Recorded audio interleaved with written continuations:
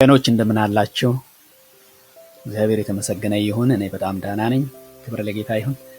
ዛሬም የእግዚአብሔርን ቃል እንከፋፈላለን።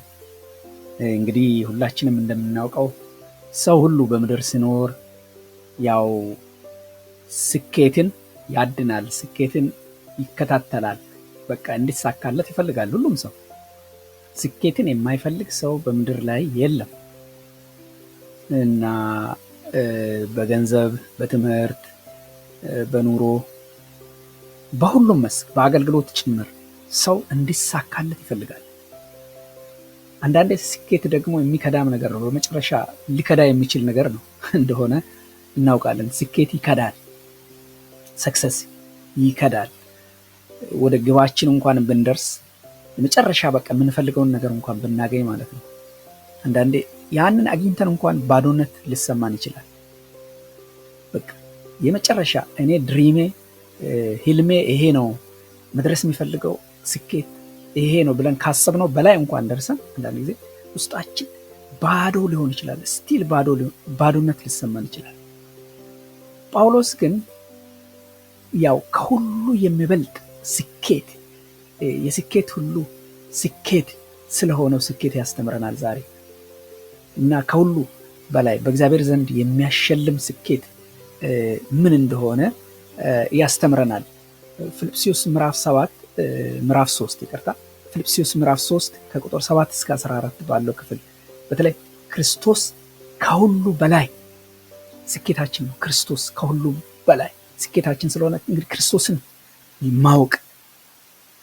ማወቅ ከሁሉም ነገር በላይ ክርስቶስን ማወቅ የስኬት ሁሉ ስኬት ነው። የማይከዳ ስኬት፣ ባዶነት እንዲሰማን የማያደርግ ስኬት ነው ኢየሱስ ክርስቶስን ማወቅ እና ምዕራፍ 3 ከቁጥር 7 እስከ 4 እስኪ እናንብብ። ነገር ግን ለኔ ረብ የነበረውን ሁሉ ስለ ክርስቶስ እንደ ጉዳት ቆጥሬዋለሁ።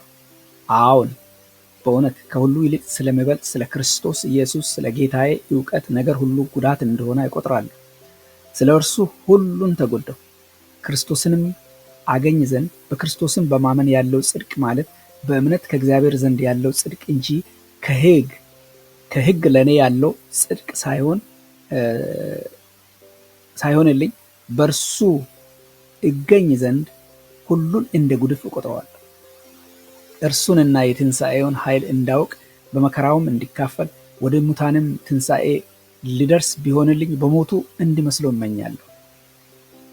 አሁን እንዳገኘው ወይም አሁን ፍጹም እንደሆነ አይደለም፣ ነገር ግን ስለ እርሱ በክርስቶስ ኢየሱስ የተያዝሁበትን ያን ደግሞ እይዛለሁ ብዬ እፈጥናለሁ።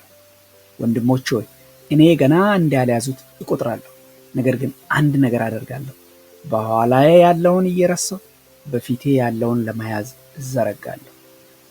በኋላዬ ያለውን እየረሳሁ በፊቴ ያለውን ለመያዝ እዘረጋለሁ።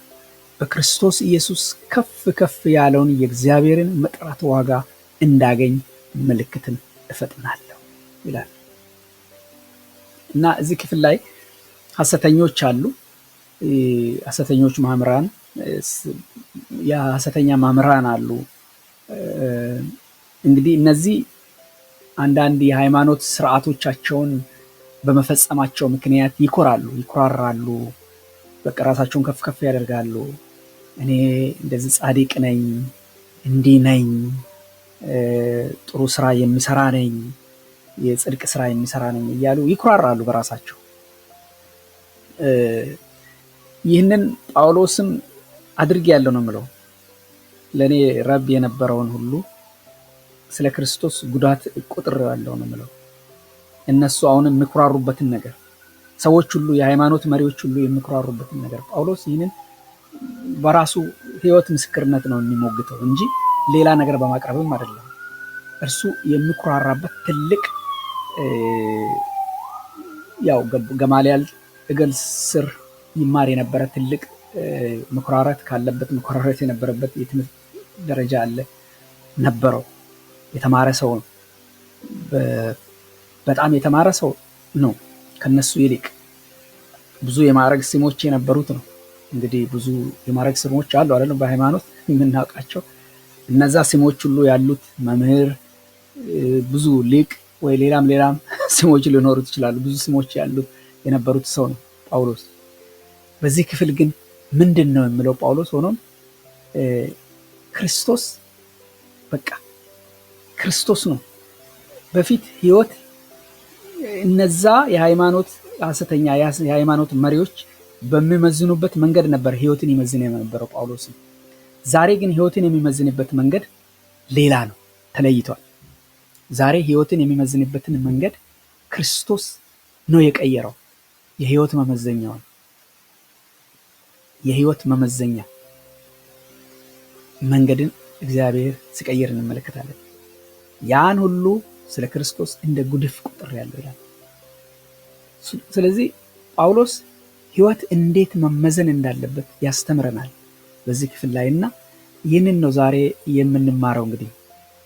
ስለዚህ ክርስቶስን ማወቅ ከሁሉም ነገር በላይ ዋጋ ያለው ነገር ስለሆነ እሱን ሙሉ በሙሉ መከተል ይኖርብናል። ክርስቶስን ማወቅ ከሁሉ በላይ ዋጋ ያለው ነገር ስለሆነ ክርስቶስን መከተል ይኖርብናል። ክርስቶስን መከተል ይኖርብናል። እንግዲህ ክርስቶስን ከማንኛውም ነገር በላይ ልንከተለው የሚገባ ለምንድን ነው? ክርስቶስን ከማንኛውም ነገር በላይ ልንከተለው የሚገባው ለምንድን ነው?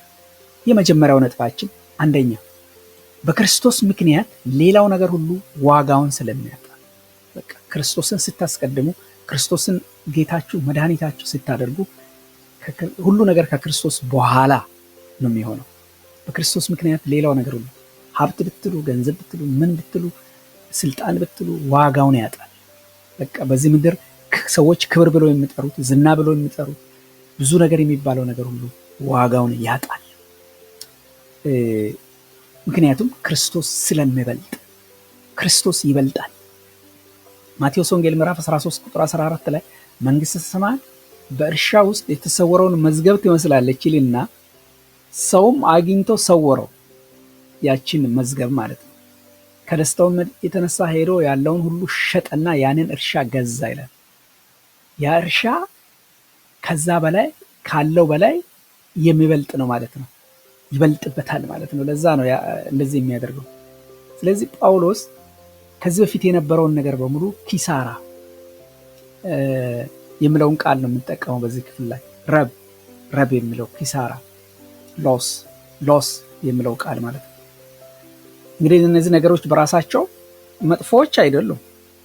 እርሱ እንደ ረብ የቆጠራቸው ነገሮች ማለት ነው መጥፎዎች አይደሉም። ትምህርት መጥፎ ነው? መጥፎ አይደለም። ሀብት መጥፎ ነው? መጥፎ አይደለም በራሱ። ዝና መጥፎ ነው?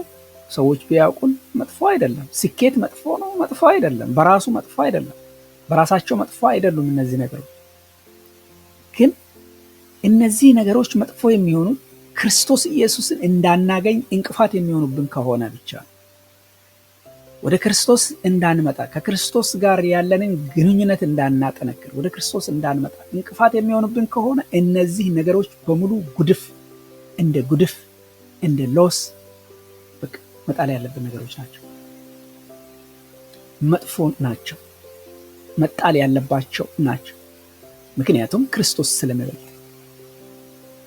ሃይማኖታዊ ስኬቶች በክርስቶስ ፊት ራሱ እነዚህ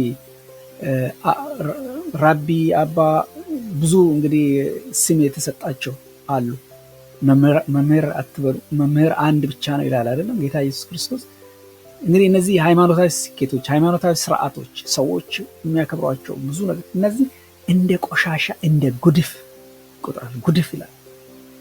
እንደ ጉድፍ ማለት ይሄ ዳንግ አለ፣ ዳንግ የሚባለው እንደ ቆሻሻ ነው። ዳንግ ነው የሚያያቸው። ምክንያቱም በእነርሱ በሃይማኖታዊ ስርዓቶች ሃይማኖተኛ መሆን፣ የሃይማኖት አባት የተባለ ወይ ሌላ መባል ትምክህትን ያመጣል። በእነሱ ነገሮች መመካት፣ እነዚህ በሃይማኖታዊ ስርዓቶች ሁኔታዎች መመካት ከእውነተኛ ጸጋ የሚያርቅ ነገር ነው። እውነተኛ ጸጋ ነው ወደ እግዚአብሔር ሊያቀርበን የሚችለው። እውነተኛ ጸጋ ነው ከክርስቶስ ጋር ሊያጣብቀን የሚችለው፣ ወደ እግዚአብሔር ከእግዚአብሔር ጋር ሊያስታርቀን የሚችለው። ስለዚህ ከጸጋ የሚያርቀን ነገር ነው ሃይማኖታዊ ነገር። እንግዲህ አስቡ፣ አንድ ሰው ጨለማ ክፍል ውስጥ ሆኖ ሻማ እያበራ በሻማ እየተጠቀመ ወይ እያጠናም ሊሆን ይችላል፣ የሆነ ነገር እየጻፈም ሊሆን ይችላል። በሻማ ብርሃን ይጠቅማል አይደል? ሌላ መጠቀሚያ በሌለበት ጥሩ ነው። ነገር ግን ፀሐይዋ በከፍተኛ ብርሃን ስትመጣስ በመስኮት በኩል የፀሐይ ብርሃን ሲገባ ስናይ የሻማው ብርሃን ስቲል ዋጋ ይኖረዋል? አይኖረውም። ያው ሻማው ይጠፋል። ሻማው አስፈላጊነቱን ያጣል ማለት ነው። ሻማው አስፈላጊነቱን ያጣል የፀሐይ ብርሃን ሲመጣ ማለት ነው። ልክ እንደዚሁ ማለት ነው።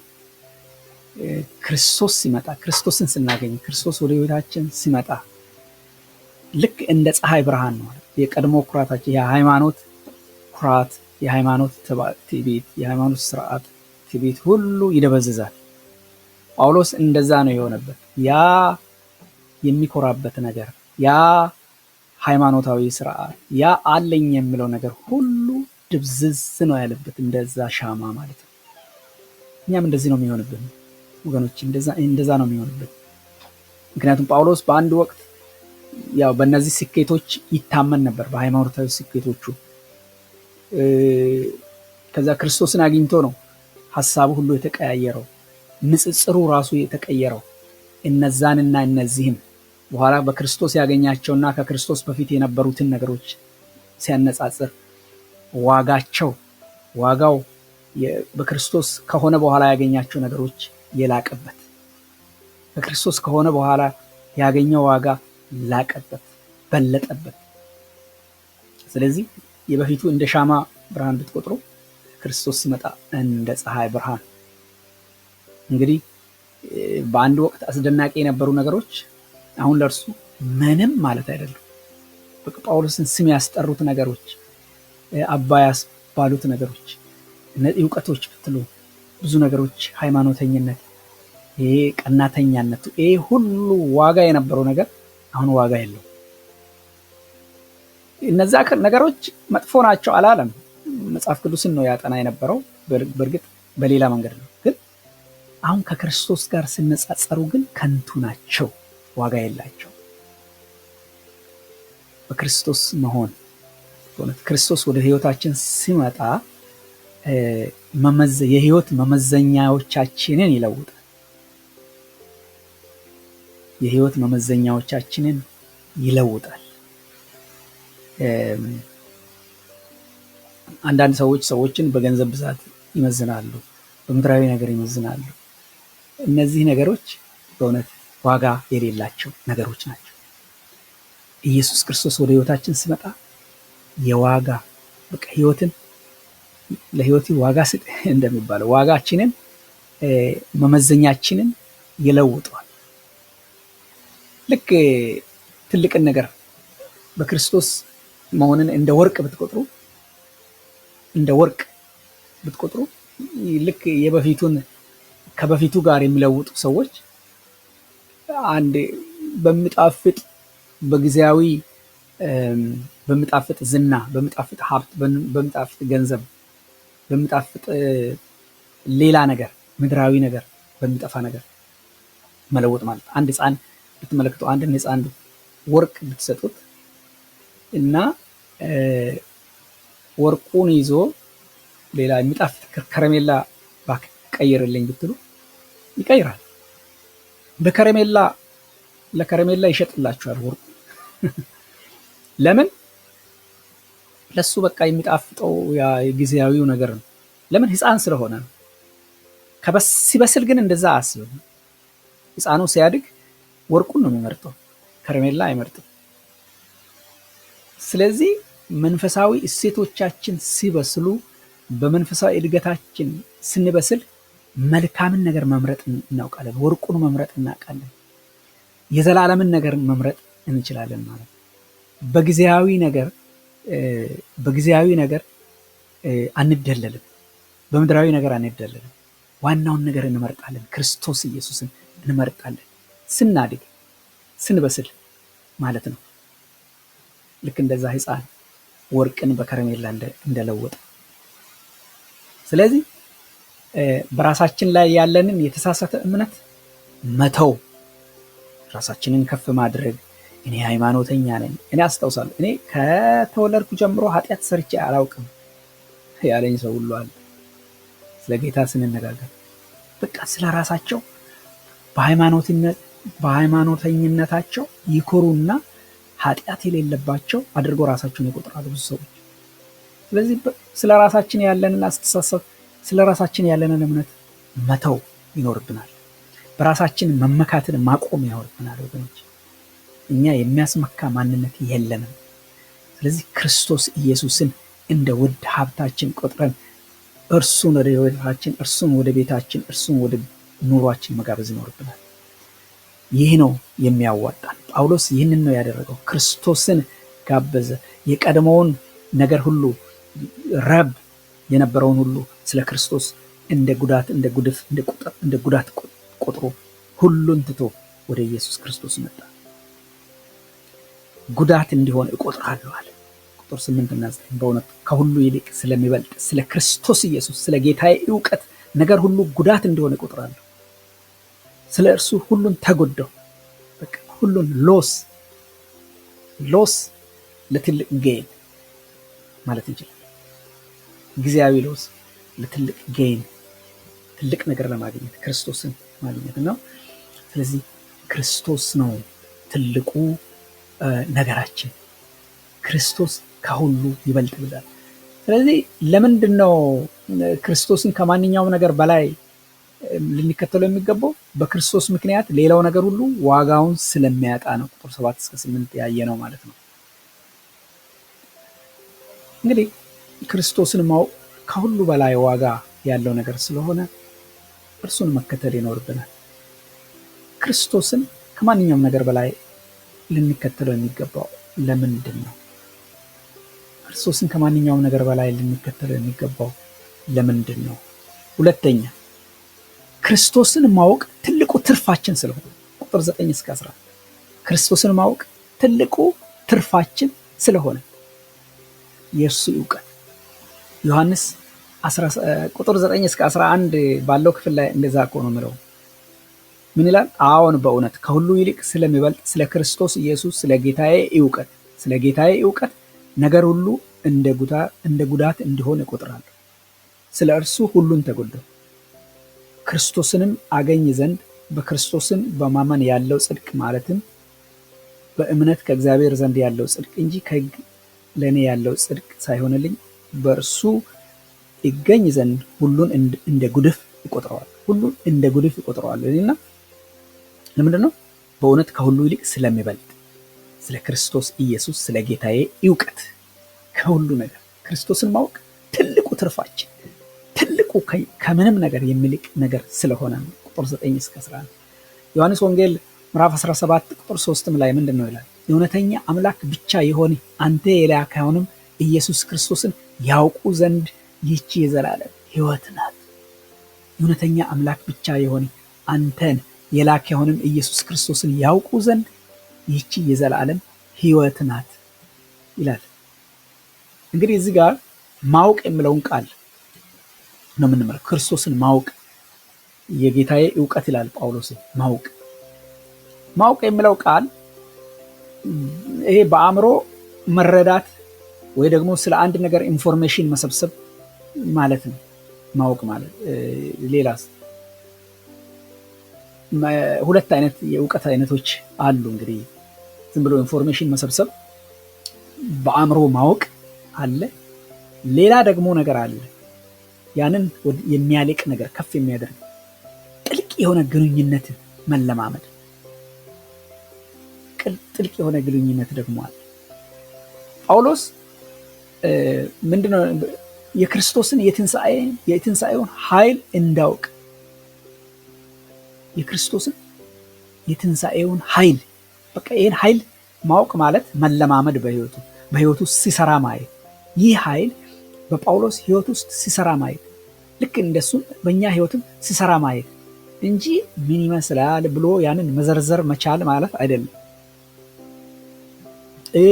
በመከራውም ደግሞ ክርስቶስን መምሰልን መፈለግ፣ ምንም አይነት መከራ ሞት ቢሆን የትኛውም አይነት መከራ ስለ ክርስቶስ ቢመጣበት ያንን መጋፈጥ የሚችልበት አቅም ማለት ነው። መጋፈጥ ያው ክርስቶስ ለእርሱ የሞተለትን ክርስቶስ ለኛ የሞተልንን ያህል እኛም መሞት ማለት ነው። እኛም ለዓለም ሞተን ለእርሱ ሕያዋን መሆን፣ ይህንን መመኘት ማለት ነው። ጳውሎስ ይህንን ነው የሚመኘው ወገኖቼ። ለዓለም መሞት፣ በቃ ለዓለም መሞት፣ ለክርስቶስ ሕያው መሆን፣ ለክርስቶስ ኢየሱስ ሕያው መሆን፣ ይህንን ይመኛል ጳውሎስ። ስለዚህ ዕውቀት የምለው ይሄ ስለ ክርስቶስ ማወቅ ሳይሆን ክርስቶስን ማወቅ ነው። ኢየሱስ ክርስቶስን ማወቅ፣ ራሱን ፐርሰናሊ ማወቅ ማለት ነው። በግል ማወቅ፣ መለማመድ፣ በህይወት መቅመስ፣ እሱን ወደ ህይወት ውስጥ ማስገባት፣ በቃ እርሱን መምሰል፣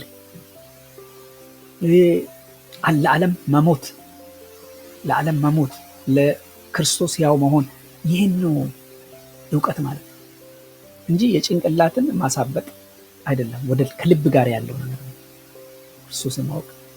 ለምሳሌ ያህል ብትመለከቱ አሁን ውቅያኖስ አንዳንድ ነገር በካርታ እንመለከታለን። ትልቅ ውቅያኖስ ወይ አትላንቲክ ኦሽን ወይ ደግሞ እና አትላንቲክ ኦሽንን ብትመለከቱ በጣም ትልቅ ነው። እኛ እንግዲህ ሄደን ገብተን አይተናል። እነዚህ አትላንቲክ ኦሽን ቢች ዳር ላይ ሄደን ነክተን አይተናል፣ ገብተን አይተናል፣ ፎቶ ተነስተን ምናምን አይተናል። እና ይሄንን ገብቶ ማየትና አጠገብ ውሃውን እየነኩ ማየትና በስዕል በፎቶ አሁን ሌላ ሀገር ላይ ወደ ዩናይትድ ስቴትስ ወይም እሱ ባለበት አካባቢ የሌለ ሰው ዝም ብሎ በፎቶ ነው ሊያውቅ የሚችለው፣ በፎቶ። ስለዚህ በፎቶ በስዕል ከማየትና ውቅያኖስ ውስጥ ገብቶ ከመዋኘት የትኛው ይበልጣል? ገብቶ መዋኘቱ ነው የሚበልጠው አይደል?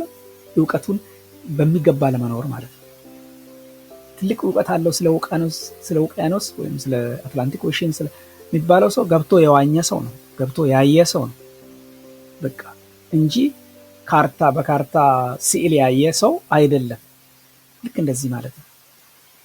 በእነዚህ መካከል በሁለቱ መካከል ልዩነት እንዳለ ጳውሎስ ስለ ክርስቶስ መስማቱን ብቻ ልክ እንደ ስዕል እንደ ማየት እንደ ካርታ ማየት ነው። ግን በህይወት ውቅያኖስ ውስጥ ገብቶ መዋኘት፣ መኖር፣ ክርስቶስን ወደ ልባችን ማስገባት፣ ያ ነው ትክክለኛ የክርስቶስ ዕውቀት። መዋኘት፣ በዚህ ህይወት ውስጥ ገብቶ መዋኘት ማለት ነው በክርስቶስ መኖር፣ ለዓለም ሞተን ለክርስቶስ ሕያዋን ሆነን መኖር። ስለዚህ በመከራ ውስጥ እርሱን ለመምሰል መመኘት ወይ ደግሞ መመኘት ብቻ ሳይሆን መከራ በሚመጣበት ጊዜ መከራን ሁሉ የትንሣኤው ኃይል በእኛ መስራት፣ ይህ ነው መዋኘት ያልኩት። ስለዚህ በዚህ ነው ክርስቶስን ማወቅ ማለት እንደዚህ ነው፣ ፐርሰናሊ በግል ማወቅ ማለት ነው። ሌላው ያው ጳውሎስ የሚመኘው የሚፈልገው እዚህ ቦታ እነዚህ ነገሮች ብቻ አይደለም። ጳውሎስ በዚህ ቦታ የሚፈልጋቸው ነገሮች እነዚህ ብቻ አይደለም። የክርስቶስን የትንሣኤን ኃይል ማወቅ ብቻ አይደለም። በመከራው ክርስቶስን እንዲመስለው ብቻ አይደለም። ለዓለም መሞት ለክርስቶስ ሕያው መሆን ብቻ አይደለም። እነዚህም ብቻ ነገሮች ብቻ አይደለም። ጳውሎስ በራስ ጥረት የሚገኝ ሳይሆን በእምነት የሚገኘውን ጽድቅ ደግሞ ይፈልጋል። በጥረታችን ጽድቅ አይገኝም። ጽድቅ በእምነት ነው፣ በክርስቶስ በማመን የሚገኝ ጽድቅ። ይህንን ደግሞ ይፈልጋል። የሃይማኖት ዝናን ሳይሆን የትንሣኤውን ኃይል ይፈልጋል ጳውሎስ። የትንሣኤውን ኃይል መለማመድ፣ የትንሣኤውን ኃይል በሱ እንዲሰራ ወገኖቼ፣ ይህ የትንሣኤ ኃይል በጣም ትልቅ ነው።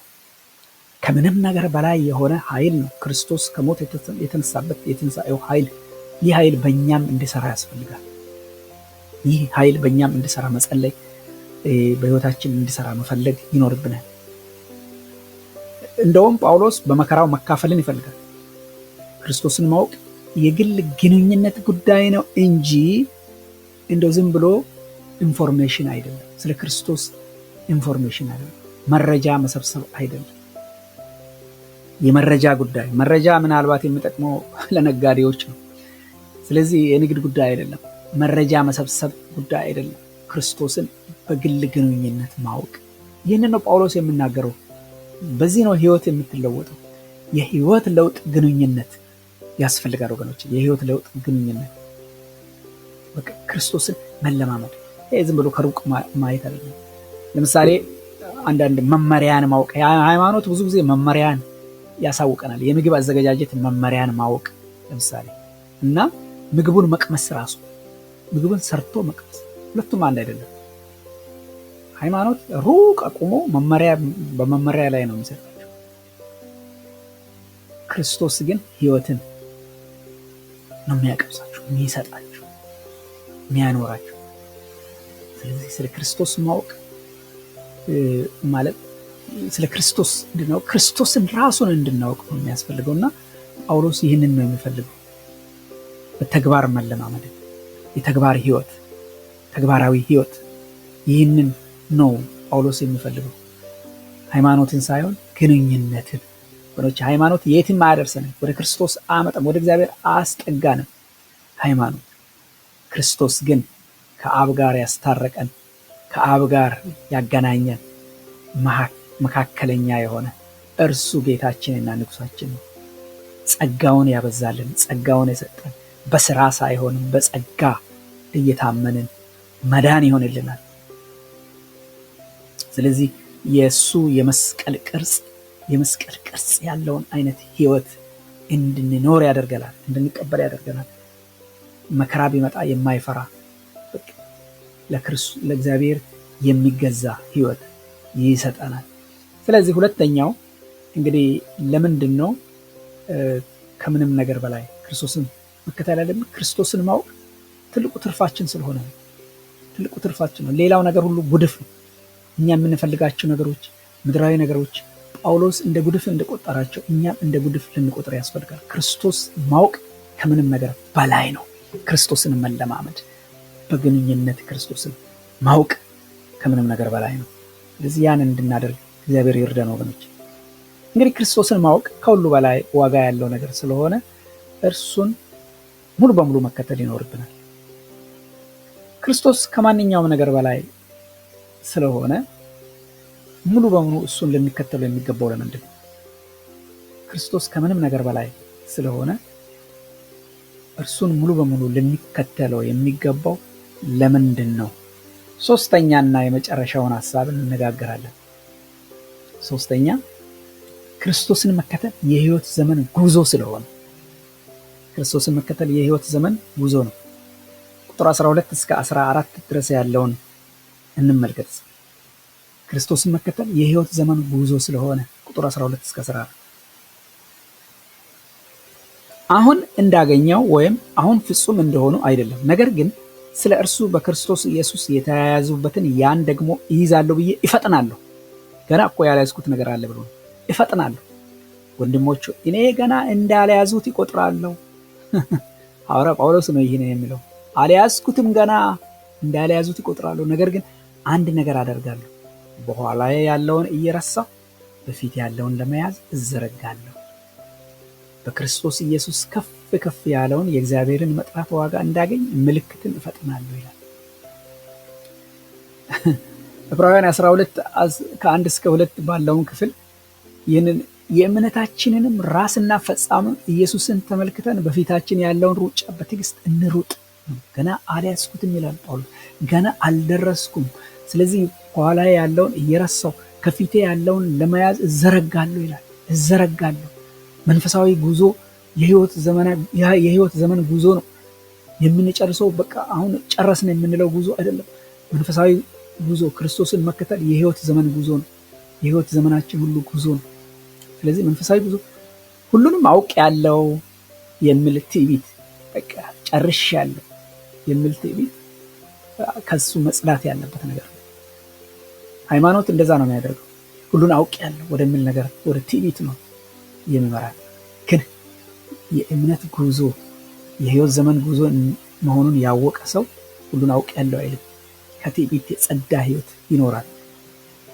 ጳውሎስ ያለፈውን እየረሳው ስል ጳውሎስ ያለፈውን እኮ ስኬትንም ጭምር ማለት ነው። ስኬት የምላቸውን እነዛን እንደ ጉድፍ የቆጠርኳቸውን ነገሮች ሁሉ እየረሳው ያለፈውን እየረሳው ያን ብቻ አይደለም፣ ውድቀት ከወደቅኩም ትክክለኛ ነገር ያለ ሳላደርግ ባልፍ ውድቀቴንም ሁሉ እየረሳው ስኬቴንም ውድቀቴንም እየረሳው ማለት ነው። በፊት ድሮ የነበረውን ነገር ዝም ብለን እያነሳን ታሪክ ይዘን በቃ እዛችሁ መቆም የለብንም ወገኖች። ባለፈው ያለውንም ስኬትም ይሁን ውድቀት እየረሳው ከፊት ያለውን ለመያዝ እዘረጋለሁ ነው። ትኩረቱ ዛሬ በሚያደርገው ነገ በሚያደርገው ሩጫ፣ ነገ በሚጠብቀው ሰማያዊ ሽልማት ላይ ነው። ብድራት ላይ ሰማያዊ ብድራት ላይ ነው። ወደፊት በሚያገኘው ዋጋ ላይ ነው። ስለዚህ ያን እስኪደርስ ሮጣለሁ፣ ወደፊት እያየሁ ነው። እዘረጋለሁ። መዘርጋት ስትሬኒንግ ፎርዋርድ የሚለው ቃል በጣም ስትሬኒንግ ፎርዋርድ ለሯጮች የሚጠቀሙበት ቃል ነው። መዘርጋት የሚለው ቃል አንድ ሯጭ በቃ ሲፈናጠር ነው የሚባለው። ይሄ ማጠናቀቂያ አካባቢ ማለት ነው። ይቺት መስመር አለ አይደለም? የሆነ መስመር አለ። መስመሩን ለመንካት በሙሉ ኃይሉ ወደ ፊት መሳቡን የሚያሳይ ነገር ነው። ስትሬኒንግ ፎርዋርድ የሚለው መዘርጋት የሚለው ቃል ማለት ነው። መጨረሻ ላይ ሲጨርሱ አይታችሁ እንደሆነ እና ኃይሌ ገብረስላሴ እና ቀነኒሳ የመጨረሻ ኃይላቸውን ይጠቀሙ። በተለይ ደግሞ አንገት ለአንገት ሲተናነቁ እንዴት እንደሆነ አይታችኋል። በጣም በቃ ያላቸውን ኃይል ሁሉ ተጠቅመው ወደፊት አንገታቸውን አስገብተው ሁሉ ያሸንፋሉ። ይሄ መዘርጋት ይባላል። ስትሬኒንግ ፎርዋርድ የሚባለው ይሄ ነው።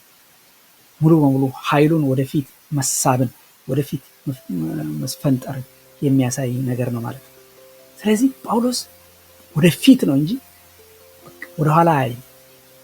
ለዚህ ነው ምንድነው የምለው በኋላ ላይ ያለውን እየረሳው ውድቀትም ቢሆን ስኬትም ቢሆን በፊቴ ያለውን ለመያዝ እዘረጋለሁ። በፊቴ ምን አለ? ሽልማት አለ፣ ክርስቶስ አለ፣ በፊቴ ዋጋ አለ፣ በፊቴ የሩጫውን ሲጨርስ ያለው ሽልማት አለ። ያን እያየው ሮጣለሁ፣ ሩጫዬን እቀጥላለሁ ነው። ሮጣለሁ ነው ወገኖቼ፣ በሙሉ ኃይሌ ሮጣለሁ ነው ወደፊት። በቃ ፈናጠራለሁ ነው። ብዙ ጊዜ እኔ በመኪና ውስጥ ሆኜ ማየው የፊት መስታወት አለ አይደል? ዊንድሺልድ የምንለው የፊት መስታወት አለ። ሌላው ደግሞ ውስጥ ላይ ኋላችንን የምናይበት የመመልከቻ መስታወት አለ። ይሄ ሬር ቪው ሚረር የሚባለው አለ። ሁለቱን ስታዩዋቸው ይሄ ዊንድሺልዱ ማለትም ወደፊት የሚታዩት ትልቅ ነው፣ ትልቅ መስታወት ነው። ግን ወደ ኋላ መመልከቻ እቺ ትንሿ ሬር ቪው ሚረር በጣም ትንሽዬ ናት። ያኛው ወደፊት የምናየው ይበልጣል። ምክንያቱም ያለፈው ነገር ያው ትምህርት አለው፣ ታሪክ አለው፣ ትምህርት የሚሰጠን ቢሆንም ትኩረታችን መሆን ያለበት ግን ወደፊት ባለው ነገር ስለሆነ ከፊታችን ባለው መንገድ ላይ ነው አይደል? ወደፊት እየነዳን ስንሄድ ከፊታችን ነው ሙሉ ትኩረት የሚሰጠው ከፊት ለፊት ነው፣ ከኋላ ይልቅ። ኋላን አየት እናደርጋለን፣ ግን ፊት ነው ዋናው። ስለዚህ ወዳጆቼ ኋላ የሚጠቅመን ኋላ ማየት ለፊት ነው የሚጠቅመን፣ ፊት ለፊታችን ላለው መንገድ ነው የሚጠቅመን እና ስለዚህ ኋላ ማየት ትተን ወደፊት ፊት ለፊታችን ያለው። ስለዚህ ነው ጳውሎስ እንግዲህ ያለው ገና ፍጹም እንዳልሆነ አምናለሁ ይላል። ገና ፍጹም አይደለሁም እና ባለሁበት አልቆምም፣ ኋላዬን እየረሳሁ ወደፊት ገሰግሳለሁ። ወደፊት ነው በመንፈሳዊ ነገር ወደፊት ገሰግሳለሁ ነው። ኋላ ያለውን ስኬትም ይሁን ውድቀትም ይሁን እየረሳሁ። ይሄ ነው መንፈሳዊ ጉዞ የህይወት ዘመናችን ጉዞ ነው። ስለዚህ መንፈሳዊ ብስለት ሲባል ራሱ ጉዞ ነው እንጂ በቃ ደርሰን ጨበጥን ማለት አይደለም። አንዳንድ ሰው በቃ እከሌ በስሏል መንፈሳዊ ብስለት አለው የምንለው ሰው በቃ ጨረሰ ማለት ነው። ጳውሎስ ግን ኧረ ገና እንዳልያዙት ቆጥራለሁ፣ ገና ፍጹም እንዳልሆነ አምናለሁ፣ ገና ይላል። ገና ነኝ ማለት አለበት። ስለዚህ ትጋት ነው። በምቾት ተጠላልፎ በቃኝ ብሎ መቀመጥ ሳይሆን ክርስትና በትጋት ወደፊት መፈንጠር ነው። ወደ ኋላ የሚመለከት ሯጮችን ተመልከቱ። ሯጮች ወደ ኋላ የሚያዩ ከሆነ ፍጥነታቸው እየቀነሰ ነው የሚሄደው አይደል? በውድድሩ ይሸነፋሉ። ግን ሯጮች ፍጥነታቸውን እየጨመሩ ወደፊት በቃ ፊት ያችን እያሰቡ ነው ወደፊት የሚሮጡትና ወደ ኋላ አይመለከቱም። ልክ እንደ ሯጮች እኛም ወደ ኋላ መመልከት የለብንም። የምንቆም መሆን የለብንም። አንዳንዶች ሃይማኖት እንዳቆማቸው ሰዎች በቃ ጽድቅህን ጨርሰሃል፣ ፈጽመሃል፣ በስለሃል፣ አግኝተሃል በቃ ከዚህ በኋላ የሚል የውሸት የሚቆም ልክ እንደሚቆም ሯጭ ማለት ነው።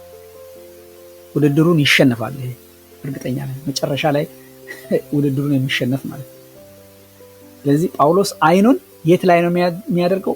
የማጠናቀቂያ መስመሩ ላይ ተመልከቱ። ቁጥር 14 ላይ እግዚአብሔርን መጥራት ዋጋ እንዳገኝ ምልክትን እፈጥናለሁ የሚለው እኮ ይሄች ምልክት አለች አይደል? እንትኑን የምንቀድበት መጨረሻው ሯጮች የሚነኳት ያችን ምልክት የማጠናቀቂያ መስመሩ ማለት ነው። በክርስቶስ ላይ በቃ የማጠናቀቂያ መስመሬ ክርስቶስ ነው ብሎ በክርስቶስ ላይ ነው የሚያደርገው። የማጠናቀቂያ መስመራችን ክርስቶስ ኢየሱስ ራሱ ነው። ሃሌሉያ ሃሌሉያ። እሱን እያየን ሩጫችንን ወደፊት እንቀጥላለን በክርስቶስ። ስለዚህ አንተውም፣ አናቆምም፣ በዝግታ አንጓዝም። ማደጋችንን እንቀጥላለን። ክርስቶስን መከተላችንን እንቀጥላለን። ወደኋላ አናይም። እግዚአብሔር የተባረከ ይሁን። ያለፈውን እየረሳን ዛሬ ክርስቶስ እንከተላለን፣ ነገም ክርስቶስ እንከተላለን። አብረን ከሱ ጋር ወደፊት እንገሰግሳለን። ከዛ ያችን መስመር ያቺ መጨረሻዋን ማጠናቀቂያ መስመር በቃ እንደርሳለን። ሽልማታችንንም ከእርሱ እጅ እንረከባለን፣ ከክርስቶስ እጅ እንረከባለን። ወገኖቼ ፊልጵስዩስን ስንመለከት ምዕራፍ 2 በቃ ምዕራፍ 2 አስተሳሰባችንን ሁሉ የሚቀርጽ ነው።